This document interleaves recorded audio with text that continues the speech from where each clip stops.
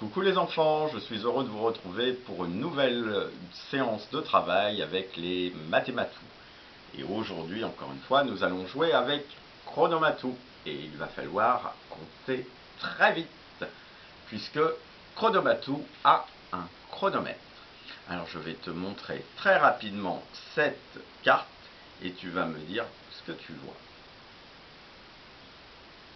Ça a été rapide, hein? Qu'est-ce que tu as vu? Des chats, oui. Combien est-ce qu'il y avait de chats? Il y en avait 4 en effet. Alors, voyons un petit peu comment tu as fait pour trouver la bonne réponse. Saurais-tu m'expliquer? Normalement, pour trouver la bonne réponse, tu as dû observer la disposition des chats. Combien est-ce qu'il y avait de chats en haut de la fiche?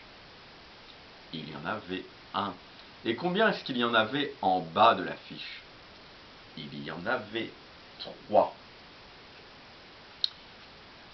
Et on sait que 1 plus 3 est égal à 4. Voilà comment on peut trouver la réponse 4. Quand je mets un chat avec 3 autres chats, ça fait 4 chats. 1 plus 3 est égal à 4.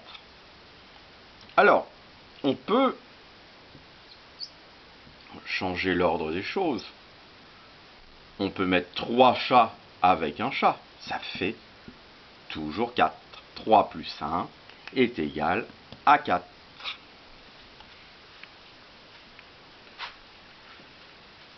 Alors, maintenant, est-ce que tu saurais me montrer 4 doigts levés sur une main? Voilà. Après, il suffit de baisser un doigt. Je peux relever le pouce et baisser un autre doigt, ou comme ceci. Ça fait toujours 4. Alors, maintenant, essaye de me montrer 3 doigts levés, pardon, 4 doigts levés à l'aide des deux mains. Alors, il y a plusieurs possibilités. Tu peux faire comme ceci. 3 et 1. C'est ce que nous avons écrit ici.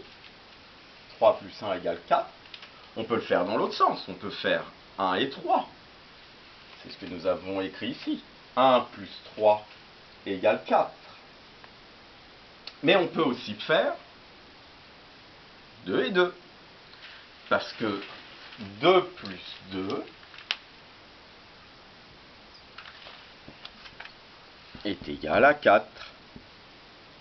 Quand je mets les deux doigts d'une main avec les deux doigts de l'autre main, ça fait 4. Voilà. Alors, j'aimerais vous montrer quelque chose. Voici le chiffre 4. Parfois, il s'écrit autrement. Parfois, il s'écrit comme ceci. Mais que tu le vois écrit de cette manière ou de l'autre manière, c'est toujours le chiffre 4. Nous allons apprendre à l'écrire. Tu vas suivre sur ton écran en repassant sur le chiffre 4 en même temps que je l'écris.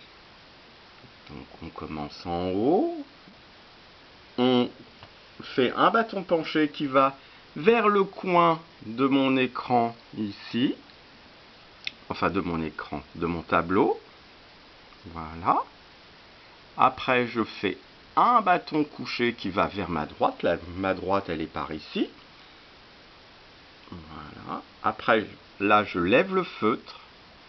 Je viens le poser un petit peu au-dessus de mon bâton couché. Et je descends tout droit. Et voilà, j'ai écrit le chiffre 4.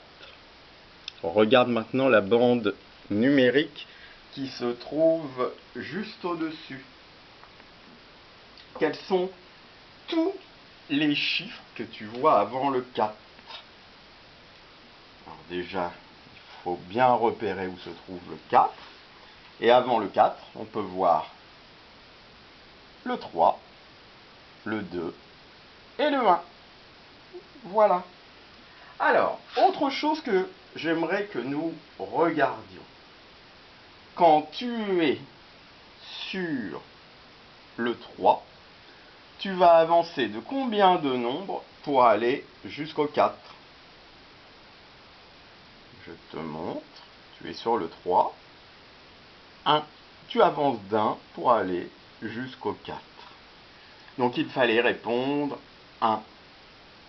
Est-ce que tu sais comment ça se fait? Eh bien la réponse est en dessous. Elle est ici. Parce que 3 plus 1 égale 4. 3 plus 1 égale 4, ça veut aussi dire, quand je suis sur le 3 et que j'avance d'une case, j'arrive sur le 4. Voilà, nous allons continuer maintenant.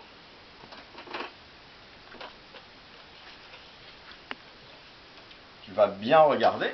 Hop, hop. Alors, qu'est-ce que tu as vu? Des vélos, exactement. Combien est-ce qu'il y avait de vélos? Il y en avait 2. Mais combien est-ce qu'il y avait de roues? Oui, il y en avait 4. Tu as raison. Alors, comment est-ce que tu as fait pour savoir qu'il y en avait 4? Ben oui, tout à l'heure, on a vu que 2 et 2, ça fait 4. On l'a aussi écrit ici.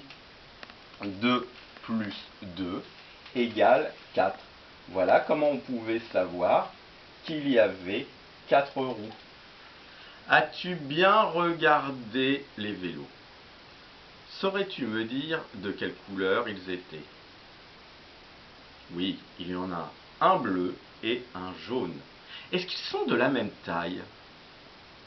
Tu comprends ce que ça veut dire? Ça veut dire, est-ce qu'il y en a un qui est plus grand que l'autre? Et oui, ils ne sont pas de la même taille, il y en a un qui est plus grand que l'autre. Alors, saurais-tu me dire quel est le plus grand des vélos?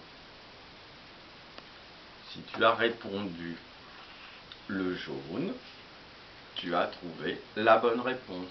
Regarde bien, on voit que le jaune est plus grand que le bleu.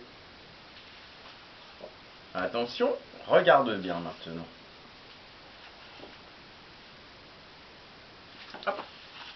Qu'est-ce que tu as vu?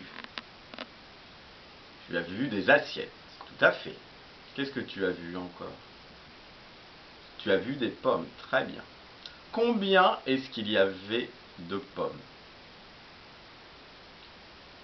Comment tu le sais qu'il y en avait 4? Tu as raison.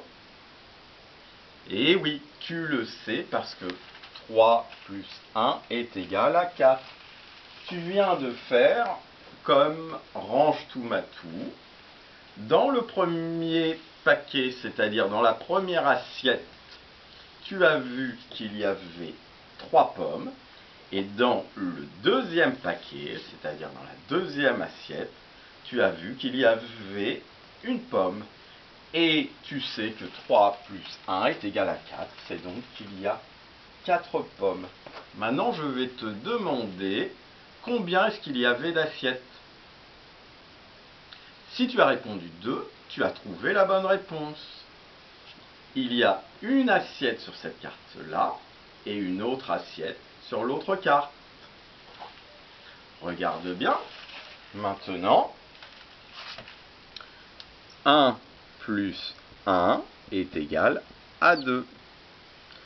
Si je mets une assiette avec une autre assiette, ça fait 2. Voilà, nous en avons terminé pour aujourd'hui. J'espère que tu as aimé cette vidéo. Moi, en tout cas, j'ai été très heureux de passer un petit moment avec toi. Et je te dis à très bientôt. Ciao, ciao!